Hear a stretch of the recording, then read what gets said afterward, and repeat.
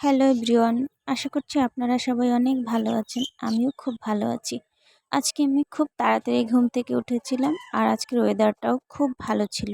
আঙুর গাছের কাছে গিয়ে দেখলাম যে একটাও আঙুর নেই। মনটা ভীষণ খারাপ হয়ে গেল। আজকে ভেবেছিলাম যে পুরো রান্নাটাই মাটির চুলায় করতে পারবো, কিন্তু মেয়ে অসুস্থ তাই করতে পারিনি। অর্ধেক রান্না শেষ করে তারপরে আবার গ্যাসের চুলায় গিয়ে রান্না করতে হয়েছে। আমি মাটির চুলায় রান্না করে বেশি স্বাচ্ছন্দ্য বোধ করি, কারণ গরম কম লাগে। বাইরের থেকে হাওয়াটা ভীষণভাবে আমার রান্নাঘরে আসে। আর মাটির চুলার রান্নাও কিন্তু খেতে অনেক ভালো লাগে। মাছটা ফ্রিজে অনেকদিন পড়েছিল, তাই ভাবলাম যে আজকে রান্না করি। আর মাছটা একটু কড়া করে ভাজি করেছি যাতে খেতে ভালো লাগে। ছোটবেলা থেকেই আমি রান্নার কাজটা খুব ভালো মতন শিখে নিয়েছিলাম আমার মায়ের কাছ থেকে। মাকে দেখতাম যখন রান্না করে, তখন মাকে বলতাম, মা সরো আমি রান্না করি। আর আমি আমার নিজের মতো করে আজকের এই মাছটা রান্না করেছি। পেঁয়াজ বাটা দিয়েছি, আদা রসুন বাটা দিয়েছি, জিরে ধনিয়া বাটা আর শুকনো মরিচ দিয়েছি। 3 চামচের মতো আমি টক দই দিয়েছিলাম যাতে খেতে ভালো লাগে। সামান্য একটু চিনিও দিয়েছিলাম। আমি কিন্তু সমস্ত মশলার রান্নায় কিন্তু একটু চিনি ব্যবহার করি যাতে খাবারের ব্যালেন্সটা ঠিক থাকে। আর আমি যেভাবে রান্না করেছি এইভাবেও কিন্তু খেতে ভালো লাগে। আপনারা চাইলে ট্রাই করতে পারেন একবার। একঘেয়েমির মশলা কিন্তু সবসময় আমাদের ভালো লাগে না। ভিন্ন ভিন্ন মশলা অ্যাড করেও কিন্তু রান্না করলে খেতে অনেক ভালো লাগে। অনেক তো গল্প হলো, কথা হলো।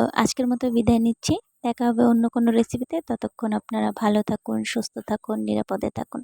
সবাইকে অসংখ্য ধন্যবাদ।